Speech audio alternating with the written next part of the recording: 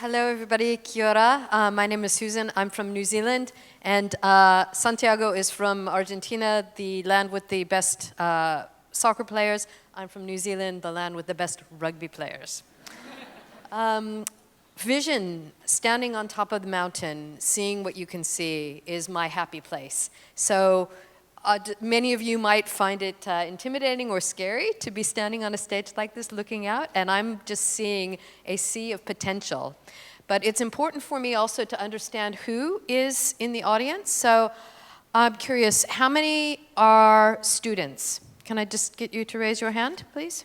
Students? How many of you work currently in an NPO? Okay. How many of you identify as an entrepreneur? How many freelancers? And final question, how many of you currently work for a big multinational corporation? I thought that was going to be the answer. And so what this shows me and tells me that I am the odd one out.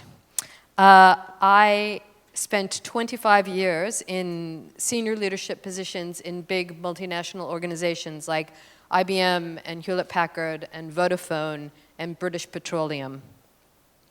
And I'm recovering. I am in rehabilitation, but I am also proof that just because your journey as an adult starts one way, doesn't mean that's where it's going to end up, as long as you're paying attention. And for me, all of the experience that I had in big companies was confusing for me, because I couldn't understand why my bosses couldn't see that the great ideas were coming from everywhere. Why were they only coming from those that were bestowed the title of boss or leader? I spent what seemed like a lifetime giving people that were in my direct sphere of influence the opportunity to participate and be creative. And it was so inspiring. Mayor Park this morning saying our biggest gift is our imagination. Gosh, it's a long time ago now. This picture was taken in Nepal, in a place called Gokyori. It took me 10 days walking to get to this place. And if you can imagine just turning a little bit to the left, there's Mount Everest there. And I stood on top of this mountain, having just emigrated with my husband from the UK to New Zealand, thinking, what does my life hold? What is my purpose? If you are sitting in the room today as a young person and you can say, I know what I am here to do, I know what my vocation is, I think you're very fortunate. Because for me, it took a long time to realize and understand what that was, and that's okay. But I knew that it was something more than the paycheck that I was getting working a 9-to-5, or it was never a 9-to-5, right? Even in big corporations, it was 70-hour work weeks, where my soul was not being fed and my potential was not being realized.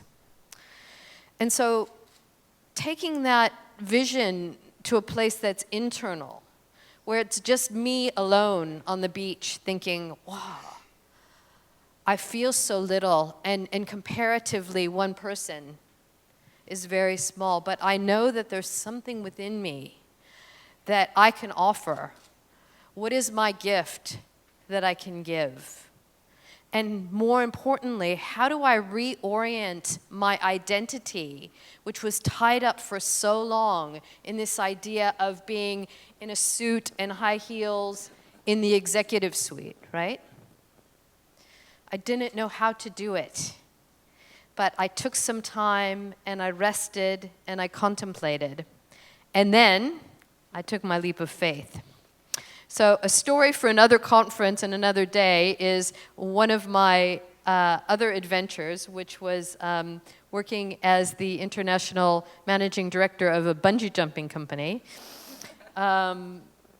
But that's not the point. The point is that at one point, you have to stand on the edge, look over the edge, and jump. And it's not really that scary. It's actually very liberating. But for me, being in New Zealand is a very small country. It's a very beautiful country, but it's a little group of islands in the South Pacific, and we are not even 5 million people in the whole country. So that is half of the city of Seoul in the entire country. So that there's not the ability to have that kind of critical mass of energy that's able to actually manifest something amazing, even like this conference here today. But the beauty is that we are all connected now, right? Even 5 years ago, I probably wouldn't have been able to create my reality in the way that it's created today, with the connections, with knowing Sungkyung, with knowing Sungye, with having these relationships all over the world, with having a relationship with Santiago's wife, which I didn't even know until we got in the taxi this morning. You know, people from every corner of the globe are now my collaborators, are now my teammates. And the fact that that's actually possible is kind of mind-blowing, but kind of great too, because it means that I can live in New Zealand. But what was always missing for me was this sense of community. I feel like we can get up to a certain level of community and connectedness through video calls or Skype or Zoom or WhatsApp, but the ability to sit in a space, you know, touch somebody on the shoulder and look them in the eye, you can't replace that experience, right? And fortunately, in New Zealand, there is a collective of entrepreneurs and change makers called Enspiral from all over the world. And they are my intentional family. We are a group of individuals who are all working on different things. So there's individuals in Enspiral working on poverty, working on climate change, working on cryptocurrencies, working on education, and me working on giving organizations and individuals around the world a taste of what true participatory governance and organizations look like.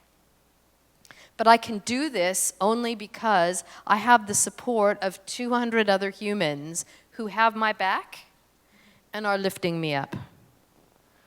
And the impact just this year, I love this. So the top 2 corner pictures are in Montreal in Canada. The middle is a group that I work with regularly in India.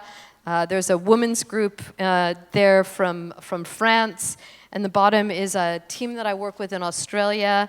And then a lovely set of individuals in Santiago in Chile earlier this year.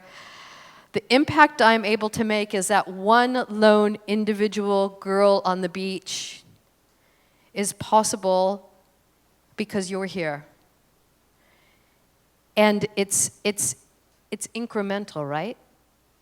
If we can make that connection, if we can look in each other's eyes, if we can touch each other on the shoulder, give that wink of acknowledgement, we're all working on stuff that matters. And we're all here today. Thank you so much.